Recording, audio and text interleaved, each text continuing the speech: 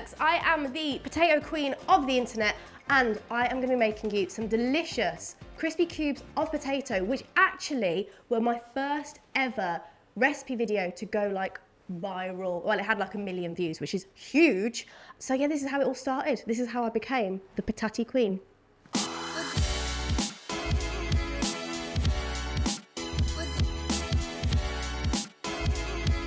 So for your Parmentier potatoes, or crispy garlic cubes, which is my layman's terms for it, you need, again, a floury potato. So I'm using Maris Piper's, super starchy, floury. They're going to get lovely and golden on the outside when they roast, and they get super fluffy in the middle.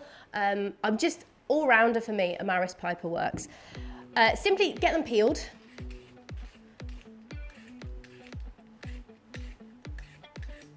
Peeling is so much fun if you've got someone in your family that you don't like. Get them to help with dinner and get them to peel the potatoes for you. Ha ha ha! Is that a bit evil? It's a little bit evil. I mean, I love it. I'm a potato lady. I love, love, love, love, love, love, love, love peeling potatoes. I promise.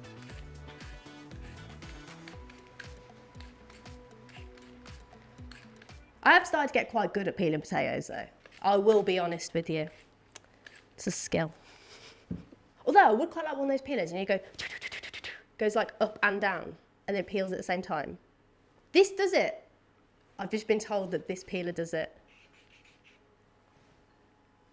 Oh, we're all discovering new talents today. I feel like it's good, but does it waste potato? Can you chuck me a massive potato? I need to test this. Sorry, we're getting sidetracked. We're on a side mission. Look at this behemoth. Oh my sweet baby potatoes. What? Ah! Right, sorry. Get back on track. That was really exciting. So you can do that with a normal peeler. I didn't realise. When it comes to actually cutting your potatoes for little crispy cubes, you kind of want to measure how your potato sits. So this one's quite thin in a way.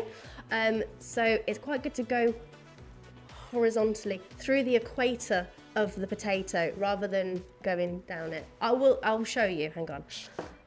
So, using the claw grip as well. Don't get your fingers involved. Just kind of balance them on top. This is what I mean. So you've kind of got this two halves which are of a similar thickness. When it comes to a bigger potato, go through it and you get nice even cubes. But when they're a bit thinner, you get more out of it if you go through the equator. Sometimes when I say things, they don't make sense, but they do. Just roll with it. It's gonna be fine, guys. Make lovely, about, again, what's my measurements? 1.5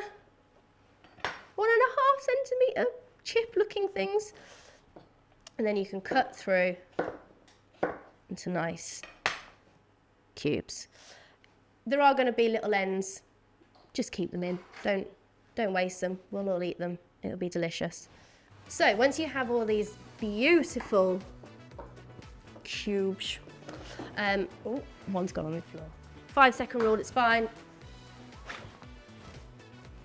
They're going to go into cold water. It's essential that they go into cold water and cook from cold to hot, because that means they're going to cook more evenly.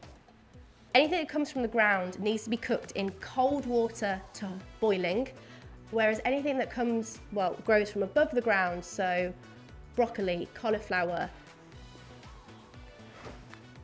other things that come from above the ground, sprouts, they need to be cooked in boiling water. So there's a reason, and it's because of the cooking times and the penetration of heat through the vegetable or the tuber or the leafy green. So if you were to cook, for instance, broccoli in cold water to hot water, it would be absolutely mush.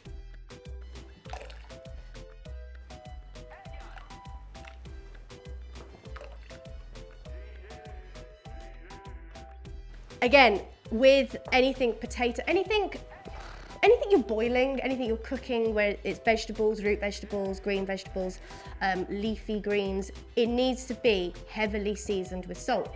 Tasting like the sea, this water needs to taste like the sea. It just helps keep the colour in, especially when you're using leafy greens. It helps keep the nutrients in, it helps keep the flavour in. That's going on. 2, have a gentle boil, again, just bubbling on the top, not really like ferociously, because we want them to be cooked nice and evenly. And that's going to be around, once it's come to boil, around 8 to 10 minutes. With my potato skins, there's a few little scraps in there, there's some potato skins. What you can do is throw that into the air fryer, spray a little bit of oil on it, salt, pepper, paprika, garlic, onion, rosemary, thyme, whatever you've got in the cupboard, throw that on, roast it off about 200 degrees for, I'd say what, 8 to 10 minutes. Just keep an eye on it. They'll get lovely little crispy little scraps, and you can dip that into a little bit of sour cream, or you can put it in the compost, but don't throw it in the bin. Do something with it. My crispy cubes are parboiled. I'm just gonna drain them off.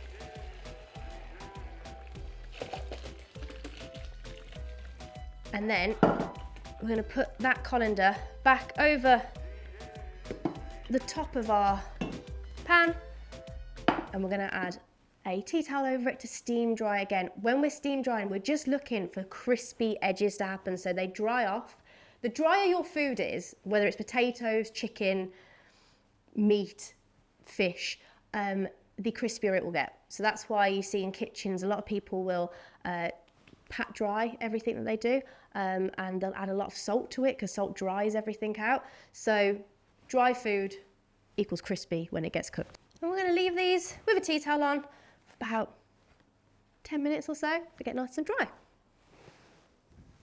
For your crispy little cubes of deliciousness, you want to get a tray of oil in the oven nice and piping hot. I'm using vegetable oil, but you can use olive oil, sunflower oil, anything that's got like a high smoking point. If you're using an olive oil, make sure it's like not an extra virgin one, it's the one that's kind of like this sort of colour as well. You just want enough that kind of coats the base of whatever oven tray you're going to be using, so it's nice and glistening.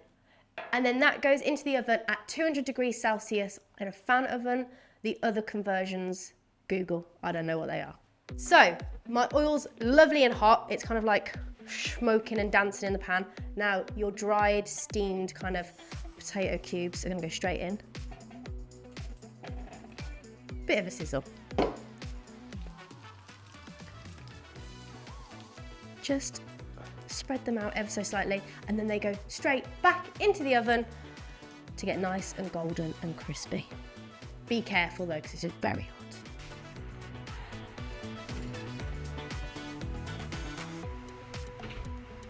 Halfway through the cooking of your crispy cubes, you want to just give them a little turnover, just so that it gets nice and golden all the way around. Be careful not to hit yourself with any hot oil though.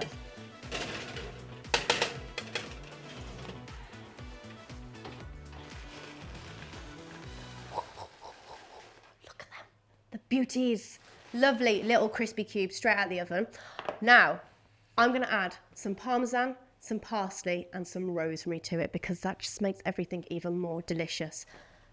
But you need to see the little gorgeousness. Put it to the side for just a minute whilst we get our herbs all chopped up. So I've got a few sprigs of rosemary. I'm just going to pull the leaves off. You just pull it like backwards, and you'll get the leaves that come off without all the stem. These top bits. Get them all into kind of some sort of uniformed row, and then just roughly chop through them. Rosemary really complements potato. It's a lovely flavour to go with it. It's kind of earthy and herbaceous. Works really well. And then the parsley brings proper freshness, and then the Parmesan just brings it back down to salty deliciousness. Now a rough chop.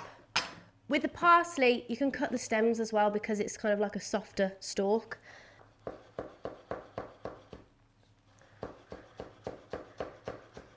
Parmigiano Reggiano, the nice salty stuff. Beautiful, crunchy. We're gonna use a microplane because I want it nice and fine so it kind of melts onto the potatoes. If you don't have a microplane, you can just use that, you know, that really small, sharp bit of a grater, the zesty bit, you can use that.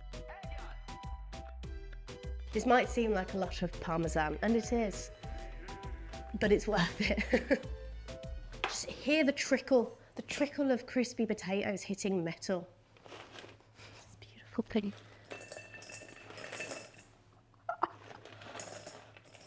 It's the little things in life. Oh my God. Beautiful. Get them in, and then lovely rosemary. Your parsley, that's a big bit of stalk that I've missed in there. Look, we all make mistakes, guys.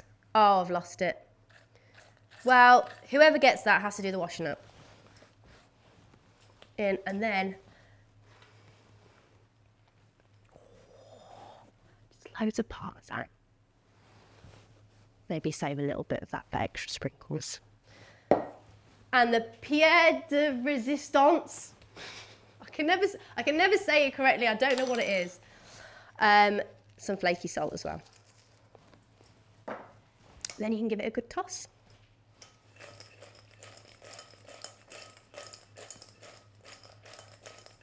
We just get slow-mo of that. Ha, ha, ha, ha, ha, ha.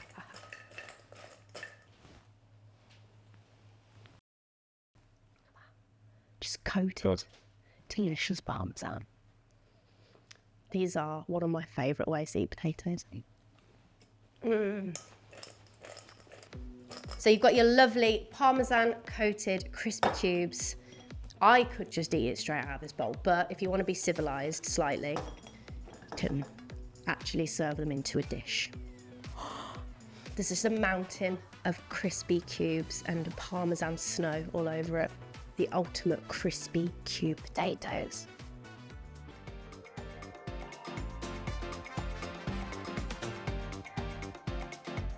If you want some more delicious recipes, remember to like and subscribe. Ta-da!